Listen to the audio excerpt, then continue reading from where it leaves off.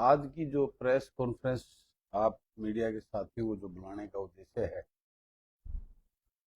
जैसे कि आप सब जानते हो, 9 अगस्त को मैंने रोहतक में एक प्रेस कॉन्फ्रेंस की थी। हमारे जो देश की बेटी विनेश फोगाट के साथ जो ओलंपिक में जो एपिसोड हुआ था,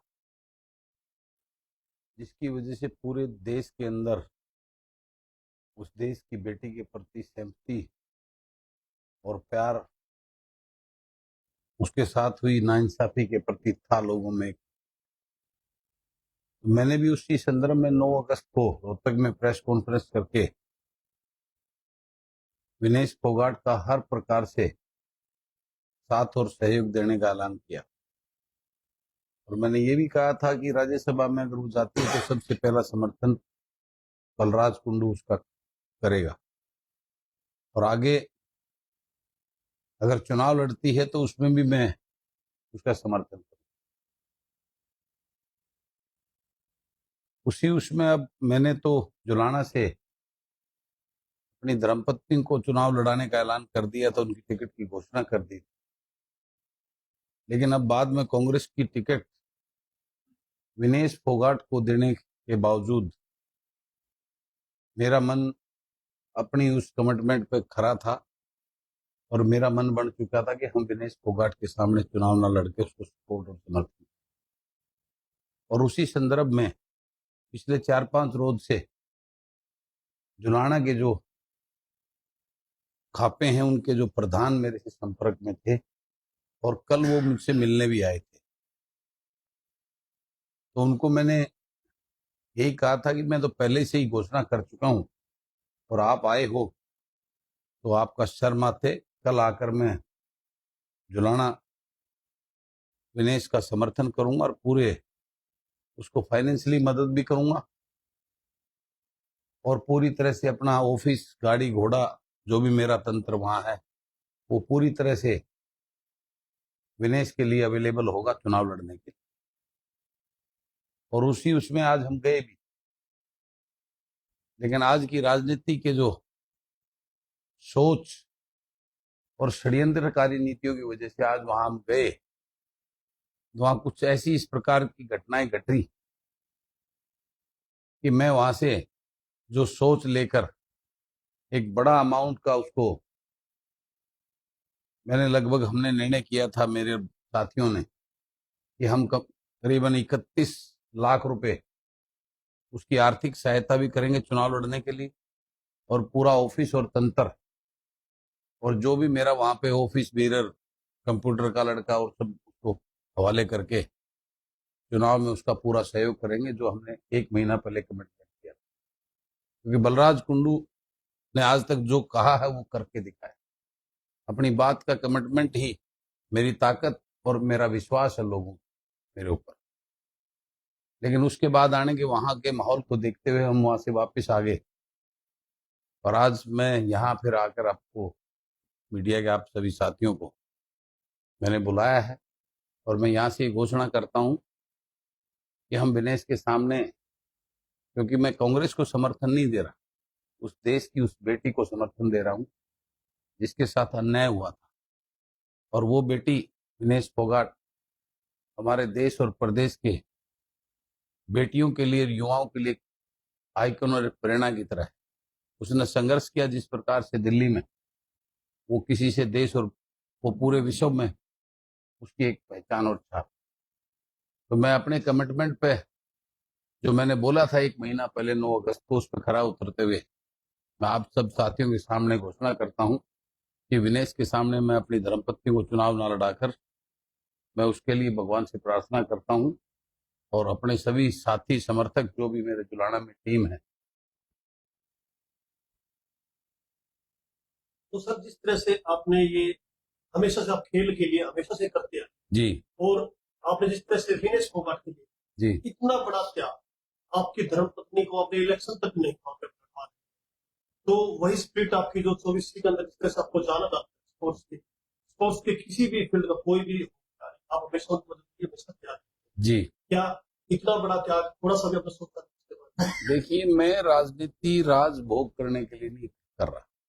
मैं राजनीति को सेवा भाव के, और मेरा तो उद्देश्य यही है कि राजनीति में जब तक अच्छे युवा, पढ़े लिखे, ऊर्जावान और उस दर्द को महसूस करने वाले युवा, हमारे यूथ जब तक नहीं आएगा, जब तक ये पुराना ढर्रा जो राजनीति का चल रहा है, ये राजघरानों की राजनीति, ये रजवाड़े जो समझ रहे अपने बच्चों को आगे लाकर, जब तक ये प्रथा खत्म नहीं होती, मेरा संकल्प है राजनीति के अंदर व्यवस्था परिवर्तन की सोच को लेकर, जन सेवा की भावनाओं को लेकर, मैं अपने उसी उद्देश्य और संकल्प पे जब तक राजनीति करूंगा, उसे दाएं बाएं ना तक उसी रास्ते पे चलकर राजनीति।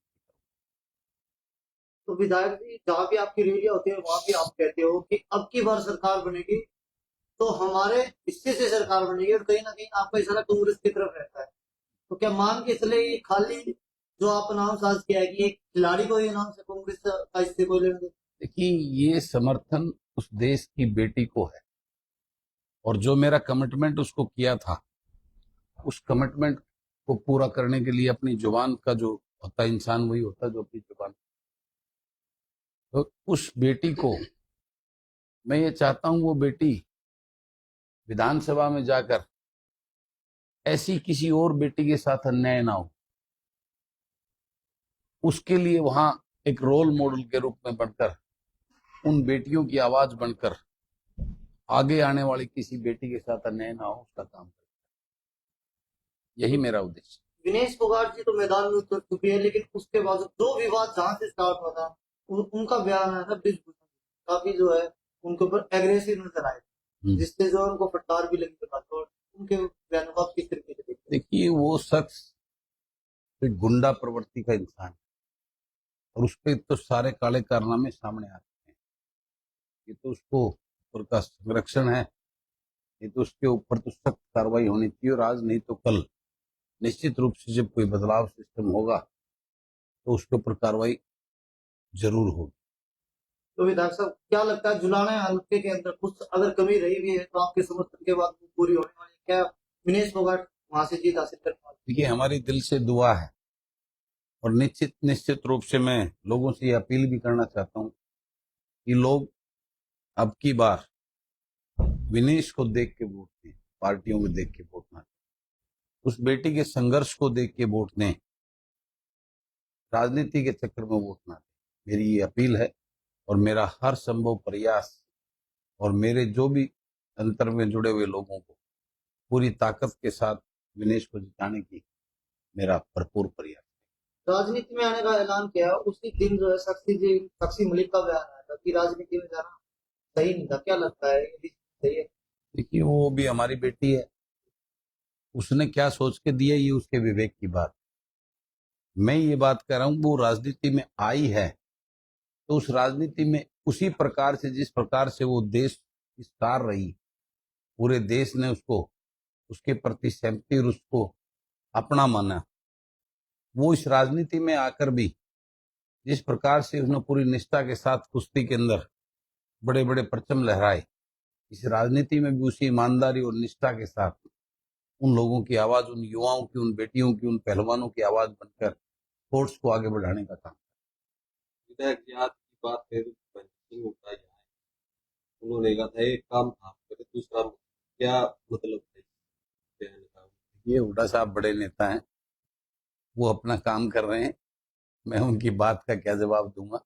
मैं अपना काम, मैं ये कह सकता हूं, निश्चित रूप से हम लोगों की भावनाओं के अनुसार हुड्डा साहब की सरकार बनेगी, तो लोगों की भावनाओं को समझते हुए हम लोगों की भावनाओं के अनुरूप ही अपना समर्थन और सहयोग आगे दें। एक लास्ट सवाल से हम आज की प्रेस कॉन्फ्रेंस को कोशिश करते हैं समाप्त करने की। आपसे ये जानना चाहिए 9 तारीख का क्या हुआ? जो आप करते हैं वादा हमेशा देखते आए हैं, आप निभाते आए हैं। अब 9 तारीख को वादा आपने पूरा किया, उसके बाद आप विनेश जी से मिले हैं, क्या प्रतिक्रिया आपका, किस तरह से सहयोग? नहीं, विनेश से मेरी मुलाकात नहीं हुई। हम लोग जो वहाँ थे, आज उनका नॉमिनेशन था, तो वो वहाँ से नॉमिनेशन के लिए जा चुके। कंटिन्यू चल रही थी। वहीं पे रखो उड्डा वाले हम्म, ठीक है, ओके, थैंक यू।